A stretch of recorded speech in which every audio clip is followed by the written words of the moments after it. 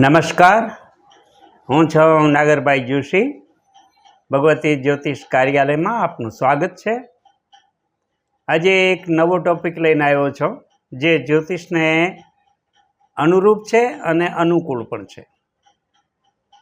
આપણે વિચારીએ કે ઉદ્યોગ અને ઉપભોક્તા આ બેને જોડતી કડી એટલે વાણિજ્ય વ્યવસ્થા, અને આ વાણિજ્ય વ્યવસ્થાને જોડતી ઉત્તમ કડી હોય તો વ્યક્તિનું વિઝિટિંગ કાર્ડ અથવા તો મુલાકાત લેવા માટેનું અથવા તો મુલાકાત આપવા માટેના સ્થળની વિગત દર્શાવતું કાર્ડ. હવે વિઝિટિંગ કાર્ડ બનાવતી વખતે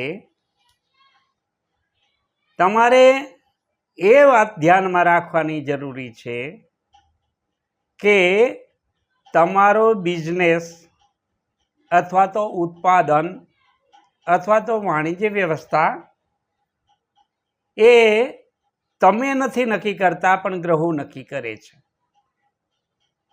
દાખલા તરીકે, જેમનો સૂર્ય બળવાન છે એ ઉત્પાદનના ક્ષેત્રમાં છે, જેમનો બુદ્ધ બળવાન છે એ વાણિજ્ય વ્યવસ્થાના ક્ષેત્રમાં છે, અને જેનો ગુરુ બળવાન છે એ માર્ગદર્શન માટે બળવાન હોવાનું છે.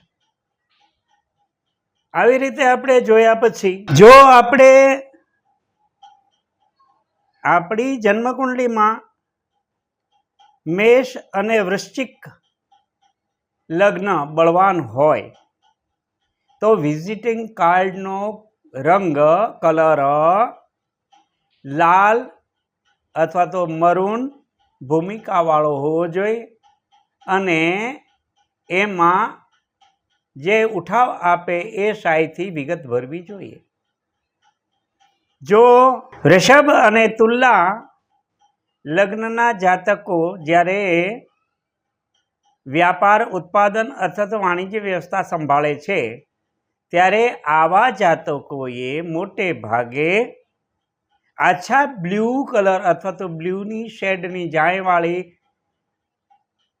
ભૂમિકાવાળું કાર્ડ પસંદ કરવું જોઈએ, અને એમાં ઉઠાવ આપે એવી શાહીથી ટૂંકું અને મુદ્દા સહિતનું લખાણ હોવું જોઈએ. જ્યારે મિથુન અને કન્યાના લગ્નમાં જન્મેલા વ્યક્તિઓ બુધ બળવાન હોય એને લીધે આછો લીલો અથવા તો આછો પીળો પણ ચાલશે રંગ, અને એની ભૂમિકામાં શોભતી શાહીથી અક્ષરો લખેલા હોય એવું ઈચ્છનીય છે. કર્ક લગ્નના જાતક અને જો ચંદ્રમાં ઉચ્ચ ન હોય તો તરંગોવાળી આછા બ્લુ રંગની ઝાંયવાળું પૃષ્ઠભૂમિકાવાળું કાર્ડ પસંદ કરવું જોઈએ.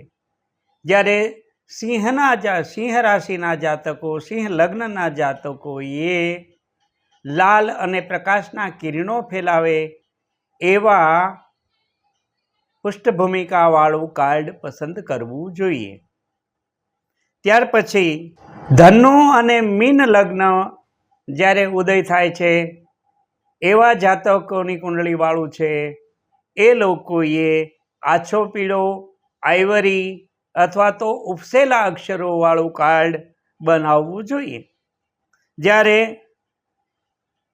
કુંભ અને મીનના જાતક એ શનિના પ્રભાવવાળા છે, જેમનો શનિ ઊંચો છે, લોખંડના વેપારી છે કે અન્ય વેપાર કરે છે, મોટા ઉત્પાદનો સાથે જોડાયેલા છે, રાજકારણની સાથે જોડાયેલા છે, એવા લોકોએ સેજ કાળાશ પડતું અથવા તો સેજ બ્લુ પડતું અને ક્યાંક ક્યાંક થોડો લાલ શેડ આવી જાય તો પણ ઈચ્છનીય છે. આવી રીતે આપણે જોઈએ તો એ માર્કેટિંગ માટેનું જે વિઝિટિંગ કાર્ડ છે એ કાર્ડ ગ્રહોની અનુકૂળતા પ્રમાણે જો બનાવવામાં આવે તો આ કાર્ડ વ્યક્તિના વ્યક્તિત્વને નિખારે છે, ધંધાને નિખારે છે, વાણિજ્ય વ્યવસ્થાને નિખારે છે અને ઉત્તમ પરિણામ આપે છે. આપણે યાદ રાખવું જોઈએ કે વિઝિટિંગ કાર્ડ છે એ માહિતીનો નિબંધ ન બની જાય, એટલા બધા ભારે શબ્દો ન ઉપયોગ કરીએ કે જેથી કરીને ઉપભોક્તાને અથવા તો વાણિજ્ય વ્યવસ્થાને અથવા ઉત્પાદકને સમજવામાં દિક્કત આવે અથવા તો મુશ્કેલી આવે. આવી રીતે સરળ ભાષામાં અને બની શકે તો એક જ વ્યક્તિનું એક જ કાર્ડ હોય અને જ્યારે જોઈન્ટ કાર્ડ હોય ત્યારે આ નંબરમાં ન લાગે તો આ વ્યક્તિનો કોન્ટેક્ટ કરો, એને બીજા નંબરમાં મૂકવા જોઈએ.